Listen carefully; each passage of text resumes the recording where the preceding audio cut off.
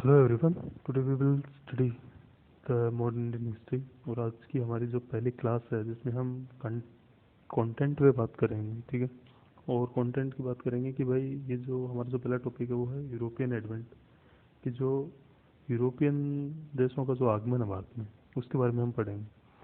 तो इसमें हम पढ़ेंगे तो हम इसको डिटेल में पढ़ेंगे कि भाई वो क्या क्या बैकग्राउंड थे जिसकी वजह से वो इंडिया में आए, कि भाई वो ऐसे कौन से फैक्टर थे, ऐसे कौन से रीज़न थे, वो क्या स्टिमुलेशन था कि उनको फोर्स किया कि भाई इंडिया में आपको जाना है। और वो उसी रूट के माध्यम से आए थे, जैसे हमने पढ़ा है वास्को डी गामा का, हमने जो इंट्रोडक्टरी क्लास में पढ़ा था। तो क्या इससे पहले इंडिया में वो आए नहीं थे और आए थे?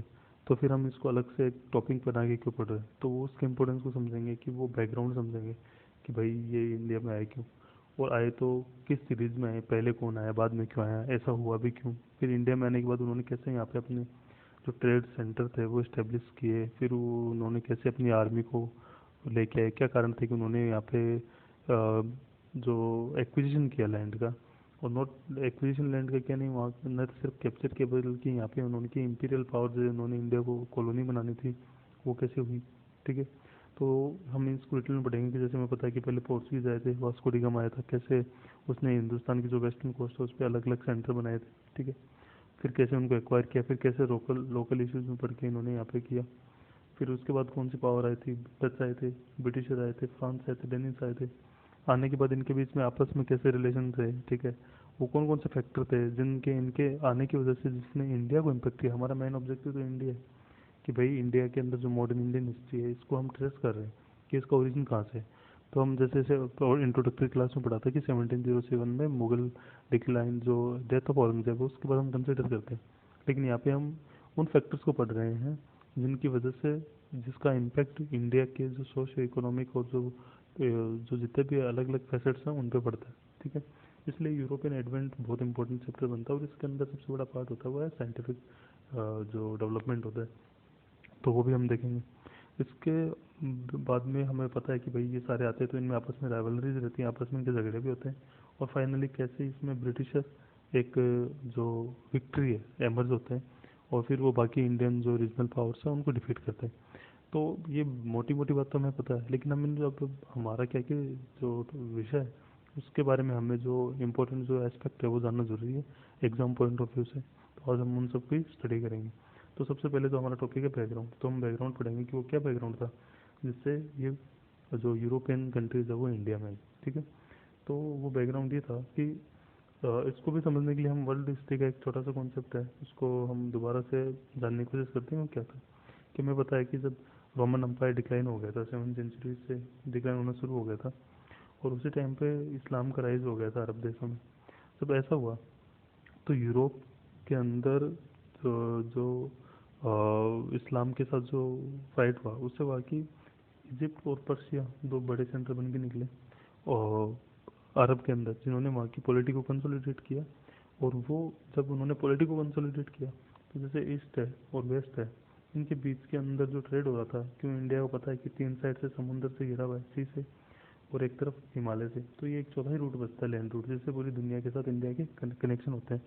अब इस रूट को अगर आप ऊपर से हमारे सिल्क रूट आ रहा है चाइना का, ये अपना स्पाइस रूट से नाम जाना जाता था, और ये दोनों कंबाइनली यूरोप के अंदर जाते थे, क्योंकि इंडिया के जो स्पाइसेस थे उनकी वहाँ के लोगों को ज़रूरत थी, क्योंकि वहाँ पे ठंड बहुत पड़ती थी, और जो चाइना का जो सिल्क था उसकी भी ज़रूरत पड़ती थी।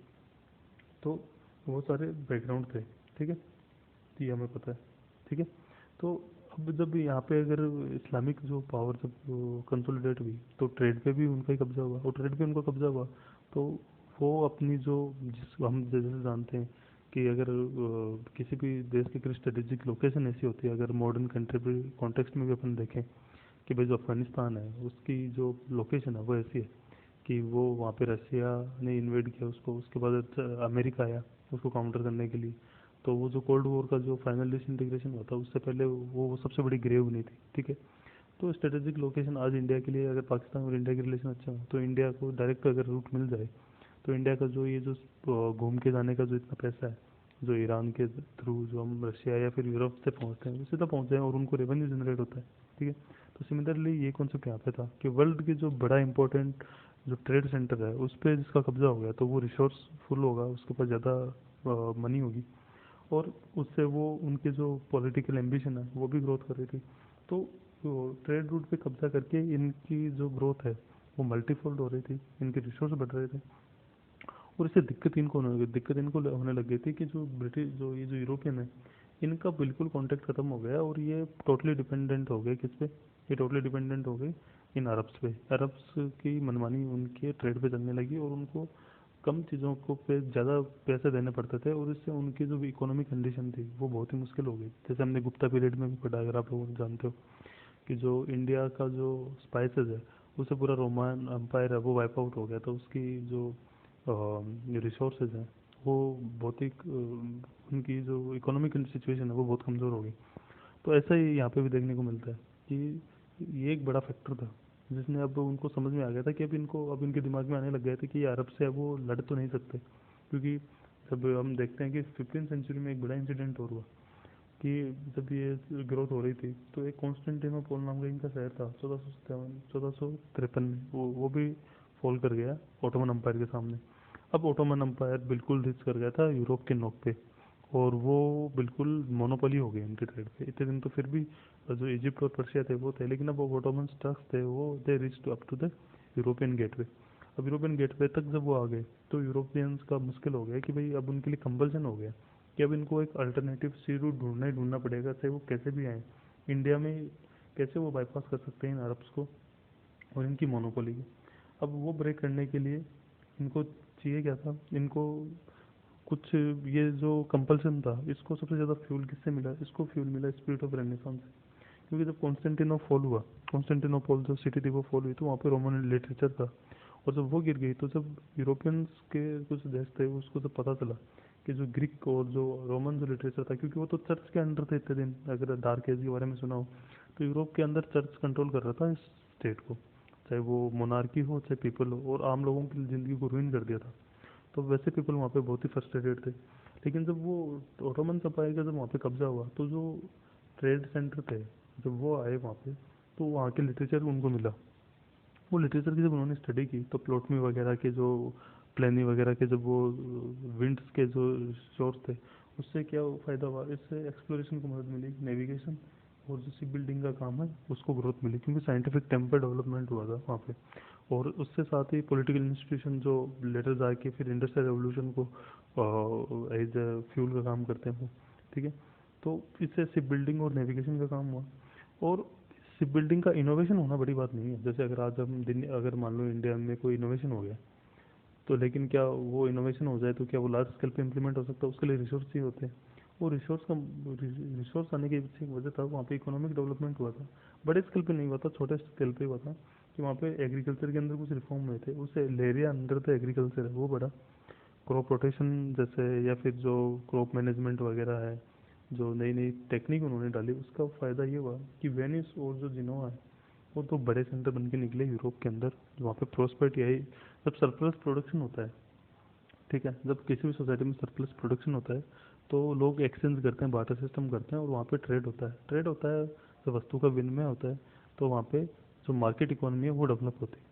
ऐसे इकोनॉमिक डेवलपमेंट वहाँ पे भी हुआ, ठीक है। इकोनॉमिक डेवलपमेंट हुआ, जैसे हम अगर ये मॉडर्न इंडियन, अब अपन एंशिएंट इंडियन हिस्ट्री भी पढ़े तो हम देखते हैं कि जो ऋग्वैदिक पीरियड है, तो जब हम ऋग्वैदिक पीरियड से लेटर वैदिक पीरियड की तरफ जाते हैं तो 1000 बीसी में जो आयरन की खोज होती है, ठीक है, उससे क्या होता है कि जो गंगेटिक प्लेन है वो यहाँ से सब सिंधु रीजन से मूव करते हैं और गंगेटिक प्लेन की तरफ, और यहाँ पे जो डेंस डेंस जंगल है उसकी वो कट करते हैं, और प्लाव वगैरह बनते हैं जो, जिससे ज़मीन जोतने में आसानी होती है, और लार्ज स्केल पे सरप्लस प्रोडक्शन होता है, और इसका रिजल्ट ये होता है कि 6th सेंचुरी के अंदर इंडिया का सेकेंड अर्बनाइजेशन होता है, ठीक है, जो इंडस्ट्रियल सिविलाइजेशन के बाद में। तो एग्रीकल्चर सरप्लस प्रोडक्शन, जिसके बाद जब सरप्लस प्रोडक्शन होता है तो उससे सोसाइटी के अंदर मार्केट इकोनॉमी ऑटोमेटिक आती है, क्योंकि वो बार्टर सिस्टम आता है, बार्टर सिस्टम बाद आर्ट एंड क्राफ्ट इन सब चीज़ों की ग्रोथ मिलती है, फिर वहाँ पे जो आपकी करेंसीज वगैरह है वो डेवलप हुई है। और ऐसा हमने अलग अलग स्टैंड पे देखा है, जैसे कि हमने देखा है ये इंडस वैली सिविलाइजेशन के अंदर भी जो अर्बनाइजेशन हुआ था उसके अंदर ट्रेड बहुत बड़ा सेंटर था, एग्रीकल्चर सरप्लस प्रोडक्शन बहुत बड़ा सेंटर, बहुत बड़ा रीजन था।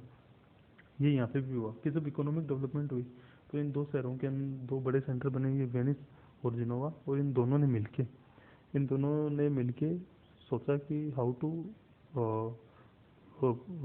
Fuel the how to fuel and how to finance the resources to channelize our alternation, क्योंकि वो उनको कंपल्सन था कि भाई वो ईस्ट और वेस्ट के बीच में कैसे अरब्स को क्या करें, नेग्लेक्ट करें। तो नेग्लेक्शन करने के लिए उन्होंने ये सिस्टम अपनाया था। ठीक है, 1497 के अंदर फिर एक ट्रीटी और हो जाती है इनकी, वो थी कि इन्होंने जो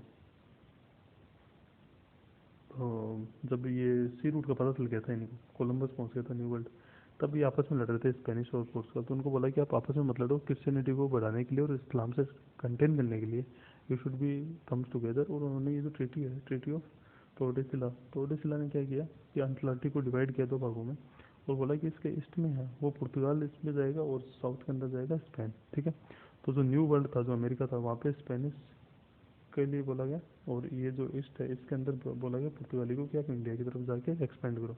अब देखो कितने कितने बैकग्राउंड में क्या क्या रीजन बन गए जिन्होंने इनको वो किया, इफेक्ट किया। वो था एक तो जो कॉन्स्टेंटिनोपल का जो फॉल था, वो जैसे स्पिरिट ऑफ रेनेसांस थ्योरी से ये नया रास्ता बना, तो रास्ता मिल गया, रास्ता बन गया। तो जब कोलंबस वहाँ गया, उसके बाद ये रिलीजन भी है कि यहाँ पे फैक्टर बनता है कि भाई आप नॉन क्रिश्चियन जो वर्ल्ड है उसको डिवाइड कर लो आपस में लड़ने की बजाय। ठीक है, तो ये अटलांटिक के अंदर डिवाइड किया है। तो नॉर्थ अमेरिका और साउथ अमेरिका ये तो आया किसके, स्पेन के हिस्से, और जो ईस्ट का जो ट्रेड है वो किसके से आया, यूरोप के ट्रेड, यूरोप के पास। तो उनको इंडिया आना था अरब की मोनोपोली को ब्रेक करने के लिए। वो उसको फ्यूल कहाँ से मिला, रेनेसांस से मिला, जो शिप बिल्डिंग है और जो नेविगेशन का उनको पता चला ग्रीक लिटरेचर से। और फिर उसको स्टिमुलेशन कहाँ से मिला करने के लिए, जो पैसा मिला वो मिला कहाँ से, इकोनॉमिक डेवलपमेंट मिला, और इकोनॉमिक डेवलपमेंट से वेनिस और जिनोवा को। और जो फाइनल जो उनको थ्रस्ट मिला कि क्लियरिटी ऑफ वर्क मिला, कि भाई आपको क्लियरिटी ऑफ थॉट है कि आपको इधर करना और ये करना, ये मिला इस ट्रीटी से। तो ये वो सारा बैकग्राउंड था कि जिसमें अब जो यहाँ के लोग थे उनको तो पता ही नहीं था कि वर्ल्ड के अंदर वहाँ क्या हो रहा है। लेकिन वो वर्ल्ड के अंदर जो वहाँ जो घट रहा था, वो जो भी वहाँ पे हो रहा था, उसने किसकी डाली, नींव डाली इन सब चीज़ों की होने की। ठीक है, तो ये होता है यहाँ पे पहला जो हमारा सेगमेंट है बैकग्राउंड का। तो आई थिंक ये आपको सब लोगों को समझ में आ गया होगा। ठीक है, इसके बाद हम मूव करते हैं ये पोर्चुगीज। सबसे पहले जो वास्को डी गामा आया था 1498 के अंदर। ठीक है, तो यह था वास्को डी गामा। तो बैकग्राउंड होने के बाद अब हम समझ में आ गए कि भाई कैसे ये जो यूरोपियन पावर्स थी इंडिया के अंदर आई, कैसे इन्होंने इनका एडवेंट हुआ। तो बैकग्राउंड हम समझ गए। अब पोर्चुगीज सबसे पहले आए, तो हमें पता है कि वास्को डी गामा इंडिया में सबसे पहले आया। तो वास्को डी गामा खुद पुर्तगाली था। ठीक है, और वो जब भी हमने अभी थोड़ी देर पहले जो ट्रीटी पढ़ी थी कि ट्रीटी ऑफ टोर्डेसिलास, तो वो भी ये कहती है 1497 की कि भाई ईस्ट ऑफ अटलांटिक की जो इमेजनरी लाइन उन्होंने ड्रॉ की है, उसमें ये आपका पोर्चुगीज का जो कॉलोनीज या फिर जो उनको एक्सपेंड करना है, वो जो नॉन क्रिश्चियन जितना भी वर्ल्ड है उसमें पोर्चुगीज को इस साइड को कॉन्कर करना है। तो आए थे इनिशियली, तो जब हमने समझा था कि भाई ये ट्रेड के लिए, और जो इनका कंपल्सन था कि अरब का डोमिनेंस था, तो उन सारी बातों का एक ये निकला कंक्लूजन कि वास्को डी गामा इंडिया है, और उसी के साथ पोर्चुगीज का इंडिया में एडवेंट भी हुआ। 1498 है, बड़ा इंपॉर्टेंट है ये, खास करके इंडियन हिस्ट्री के लिए। यह जो अब्दुल माजिद है उनके साथ आया था, उन्होंने इनको गाइड किया था। और जो यहाँ का लोकल रूलर था कालीकट का, जैमोरिन, जिसको हम सामूतिरी भी बोलते हैं, उसने इनका वेलकम किया। ये यहाँ रहा, ये आई थिंक मई के आसपास आया था और सितंबर में वापस गया। ठीक है, तो सितंबर में जब ये वापस गया, तो ये अपने से यहाँ पे इसने 10 टाइम्स वो प्रॉफिट कमाया, और रेवेन्यू था इसका 60 टाइम्स। ठीक है, तो इतना इनको प्रॉफिट हुआ क्योंकि ये जो मिडलमैन का जो पैसा जो अरब को देना पड़ता था, वो अब इनको नहीं देना पड़ रहा, तो ये डायरेक्ट एक्सेस करने लग गए। फिर 1501 में काबराल यहाँ पे आया। ठीक है, इनका बहुत ही जो इसका जो पुर्तगालियों का जो इम्पोर्टेंस है, वो इसमें इसकी इम्पोर्टेंस है क्योंकि यहाँ पे इनकी पहली फैक्ट्री स्टेब्लिश हुई थी कालीकट के अंदर। तो ये आए थे, कालीकट में इनकी पहली फैक्ट्री स्टेब्लिश हुई थी। ठीक है, और ये बहुत बार अलग अलग पीसीएस एग्जाम में, यूपीएससी में भी पूछा गया है। ठीक है, तो 1501 के अंदर काबराल ने यहाँ कहाँ पे की थी, कालीकट के अंदर, 1500 में, सॉरी 1500 में की थी काबराल ने, कालीकट के अंदर की। और लेकिन जब इसने वो यहाँ पे इस्टेब्लिश की तो इसका इश्यू हो गया कि इसके साथ जो लोकल ट्रेडर्स, जो दूसरे ट्रेडर्स थे यहाँ पे गुजराती या फिर जो दूसरे लोग थे, तो उन्होंने इसकी जो फैक्ट्री थी, इन पे फैक्ट्री पे हमला कर दिया। तो फिर इसने रिटालिएट किया और बम्बार्ड किया इसको, ये जो कालीकट का जो इनका जो फैक्ट्री का कोस्टल रीजन था ना इसको, ठीक है। फिर इसने ट्रीटी की कोचीन और कन्नौज के रूलर्स के साथ, वहाँ पे इसने फैक्ट्री स्टैब्लिश करने की और ट्रेड करने की अनुमति ली, ठीक है। तो फिर ये वहाँ से यहाँ चला गया, ठीक है। तो पहली फैक्ट्री कहाँ वो पोर्चुगीज ने स्टैब्लिश की, कालीकट में की, किसने की, काबराल ने की, ठीक है। तो ये बड़ा इंपॉर्टेंट फैक्ट है। दूसरा, फिर इसने कोचीन और कन्नौर के अंदर स्टैब्लिश किया इसी काबराल ने, ठीक है। 1501 के अंदर दोबारा आता है वास्को डी गामा, और वो जब वापस आता है तो इसने फिर कन्नौर के अंदर जो फैक्ट्री स्टेब्लिश की। तो कोचीन और कन्नौर, नहीं ये आई थिंक कन्नौर के अंदर ट्रीटी की थी। कन्नौर में जो फैक्ट्री थी वो वास्को डी गामा ने बनाई थी, ठीक है। और इसने ये फोर्टिफाई करना चाह रहा था वहाँ पे, क्या, अपनी डिफेंड करने के लिए, कि भाई हमें फोर्टिफिकेशन मिल जाए ताकि हम यहाँ पे अगर कोई हमें प्रोटेक्शन के लिए। तो वो वहाँ के रूलर जमरिन ने मना कर दिया, ठीक है। तो इसके बीच में इनका पहला बड़ा टसल हुआ था, ठीक है। 1505 के अंदर अल्मेडिया पहला गवर्नर बन के आया यहाँ पे, और उसने क्या किया कि पोर्चुगीज जो स्ट्रॉन्ग होल्ड है, ठीक है, उसको इम्प्लीमेंटेशन किया कि भाई यहाँ पे ये जो होल्ड है इसको हम स्ट्रॉन्ग कैसे करें। तो वो करने के लिए उसने क्या किया कि जो एडन है, गल्फ, और जो स्ट्रेट है हार्मूज और मलक्का की, उसको इसने क्या किया, सीज कर दिया। सीज कैसे कर दिया कि ये है इंडियन ओशन और ये है इंडिया, ये आपकी दोनों गल्फ, ये जो स्टेट है ये स्टेट ऑफ मलक्का। तो इसने एनसर्कल किया कि भाई इंडिया के साथ जो ट्रेड मोनोपोली है वो पोर्चुगीज की रहेगी। और अभी थोड़ी देर पहले जब मैंने आपको बताया कि भाई काबराल की उस फैक्ट्री पे लोगों ने, लोकल्स ने क्या कर दिया, अटैक कर दिया। तो अटैक करने का वजह ये था कि पोर्चुगीज़ों की जो पॉलिसी थी वो ये थी कि ये मोनोपोलिस्टिक अप्रोच लेके चल रहे थे, कि किसी ये नहीं चाहते थे कि इनके अलावा कोई और वहाँ पे ट्रेड करे, ये अकेले उसको मोनोपलाइज करना चाह रहे थे। जैसे अरब्स ने किया था, वैसे ये जो ओशन के मास्टर्स बनना चाह रहे थे कि इससे के थ्रू जितना भी ट्रेड होगा वो हम ही करेंगे। इसलिए इनका कॉन्फ्लिक्ट हुआ। और वो कॉन्फ्लिक्ट का जो बेसिक्स था वो इनकी ग्रिड थी कि भाई ये इनको करें। और इसके लिए इनको क्या चाहिए था, सिक्योरिटी चाहिए थी। तो सिक्योरिटी को करने के लिए अल्मेडिया ने क्या किया कि इसने यहाँ पे ये जो सीज किया इनको, ठीक है। और इस इसने जब ये सीज किया, तो जैसे अगर पता होगा लोकेशन हार्मुज और मलाका की, तो ये मिडल ईस्ट से कनेक्ट करती है और इजिप्ट रेड सी के आगे है, ठीक है। तो इजिप्शियन, जो मैंने जब बताया था कि जब अरब इस्लाम ग्रो किया तो पर्शिया और इजिप्ट उनके दो मेन सेंटर थे। तो इजिप्शियन को नुकसान हुआ तो इजिप्ट ने गुजरातियों के साथ मिलकर अटैक किया इस पे 1507 के अंदर। और बैटल ऑफ दीव, जो गुजरात का जो इलाका है वहाँ पे आसपास के इलाका है, और अभी ये दीव है जो यूनियन टेरिटरी है, ठीक है। तो यहाँ पे इनकी बैटल हुई और इसमें अल्मेडिया हारा बुरी तरीके से, और इसके बेटे को मार भी दिया। फिर अगले साल इसने वापस रिटालिएट किया, इन दोनों को हराया। और इसने जो हराया, और जो इसने जो यहाँ पे जो इसने जो नेवी की पॉलिसी अपनाई जिससे ये हरा सका उनको, उसको बोलते हैं कि ब्लू वाटर पॉलिसी बोलते हैं। तो आपको सिर्फ सिंपली जानना है कि भाई पहली फैक्ट्री कहाँ बनी, ठीक है। फिर पहला जो एडवेंट कहाँ हुआ, फैक्ट्री कहाँ बनी, और जो ये ब्लू वाटर पॉलिसी किससे रिलेटेड है, बैटल ऑफ दीव कब हुआ था, ठीक है। ये पीसीएस के अंदर ज़्यादा पूछे जाते हैं, ठीक है। फिर आया था 1510 के अंदर अल्बरकर्क, इसको माना जाता है रियल फाउंडर, इसको माना जाता है रियल फाउंडर ऑफ पोर्चुगीज। तो इसने क्या किया, इसने तो नेवल बेसेस स्टेब्लिश किए और परमिट सिस्टम लागू किया कि ताकि जो मोनोपोली पोर्चुगीज की वो बनी रहे, ठीक है।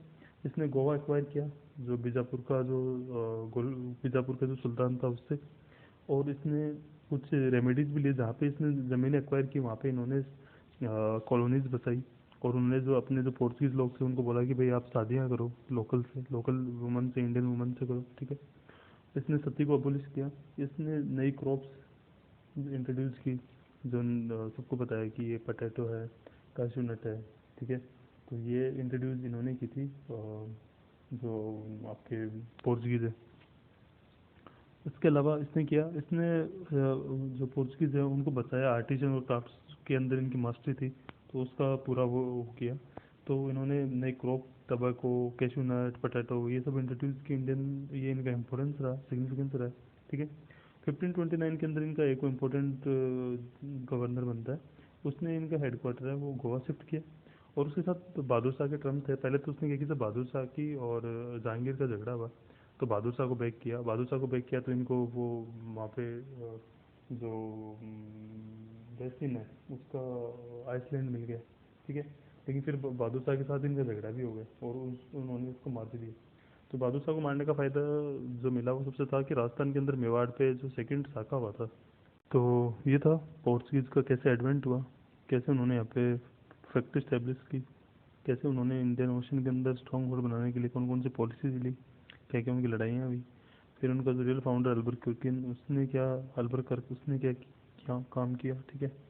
और फाइनली जो निनो दी कुना है उसके टाइम पर हेडक्वार्टर। तो अगर आप देखोगे कि ये पोर्चुगीज जो होल्ड है ये यहाँ तक से था, दमन और दीव से, ठीक है।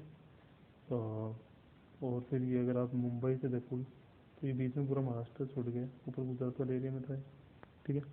नीचे अगर मुंबई से देखोगे तो फिर गोवा आ गया, फिर आपका कन्नौर आ गया, फिर कोची आ गया। तो ये जो वेस्टर्न जो स्ट्रिप है इसके अंदर ये जो महाराष्ट्र का इलाका है इसको छोड़ दीजिए बस आप, ठीक है। तो मुंबई से ऊपर ये जो दीव का इलाका ये और ये वाला, इसमें इनका बड़ा ट्रेड के अंदर इनकी मोनोपोली बन गई थी, ठीक है। और यहाँ पे इन्होंने कंसोलिडेशन भी किया, ज़मीनें भी एक्वायर की, और फिर इन्होंने यहाँ से जितने भी रिसोर्स थे जितने भी पैसे कमाए, ठीक है। तो ऐसे ही आया। फिर इनका जो बाकी जो दूसरे राइवल्स थे उनसे कॉन्फ्लिक्ट हुआ, तो वो अभी हम आगे देखेंगे, ठीक है। तो ये पोर्चुगीज एडवेंट था। इसके अलावा अब हम देखते हैं कि इनके जो राइज था कि ये इन्होंने ग्रो इंडिया में कैसे किया, रीजन ऑफ देयर इमर्जेंस, तो वो क्या थे।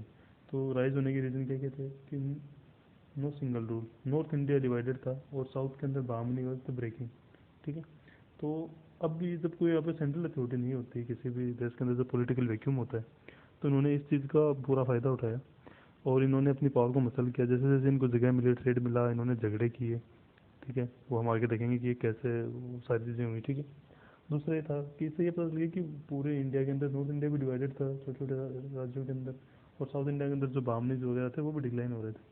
तो इनका फ़ायदा बना ये जो फ्रिंज एलिमेंट की तरह घुसे अंदर, और घुसने के बाद इन्होंने अपने आप को कंसोलिडेट करना शुरू किया। तो बड़ा सबसे बड़ा रीज़न तो इनके एमरजेंस का ये था। दूसरा ये था कि सबसे पहले आए थे इंडिया में, तो किसी भी चीज़ को जो ब्रेक थ्रू करता है तो उसको तो एडवांटेज रहता है। ये तो इन्होंने रिसोर्स मोबिलाइजेशन सबसे ज़्यादा की। इंडियन ओशन के अंदर इनका एक दबदबा भी बन गया था, जो परमिट पॉलिसी जो अल्बर्कर्क लेके आया था, और उसके अलावा जो अल्मेडिया की जो ब्लू वाटर पॉलिसी थी। तो इन्होंने इनको इंडियन ओशन के अंदर क्या किया कि मोनोपोली दी, ठीक है। इससे इनका ट्रेड पे कंट्रोल हुआ, ट्रेड पे कंट्रोल कंट्रोल हुआ तो इन्होंने पैसे कमाए, खूब खूब खूब लूट खोस मचाई यहाँ पे, ठीक है। इनका जो सबसे बड़ा रीज़न था ये जो हरा रहे थे, ब्लू वाटर पॉलिसी कर रहे थे, या फिर ये किसी भी स्टेट को वो सीज कर रहे थे, इसका सबसे बड़ा था कि इनके advancement of the shipment. Ship का जब ग्रोथ ही नहीं हुआ, बल्कि इन्होंने एडवांस शिप्स बनाई जिसपे ये कैनन भी रखते थे, द कंटेन द कैवन। और ये जो लैंड पे थे इनकी थी कैवलरी, तो ये स्पेनिश मॉडल पे इन्होंने डिज़ाइन की थी, और इन दोनों से इनको बहुत फ़ायदा मिला। तो ये कुछ रीज़न है जो आपको कंसेप्चुअल अंडरस्टैंडिंग देंगे कि भाई जो पोर्चुगीज़ थे उनका जो राइज था उनके पीछे कौन कौन से फैक्टर थे, तो इसमें आपको एक ये अंडरस्टैंडिंग देंगे ये फैक्टर, ठीक है। उसके अलावा जो इनका जो स्ट्रॉन्ग होल्ड है वो बढ़ा। 1534 में इनको बेसिन मिला बहादुर शाह से, तो इनका एक और एरिया काउंट हो गया, और वो भी गुजरात के पास में था, ठीक है। 1535 के अंदर इन्होंने दीव को कैप्चर कर लिया, और 1559 के अंदर 1559 के अंदर इन्होंने दमन।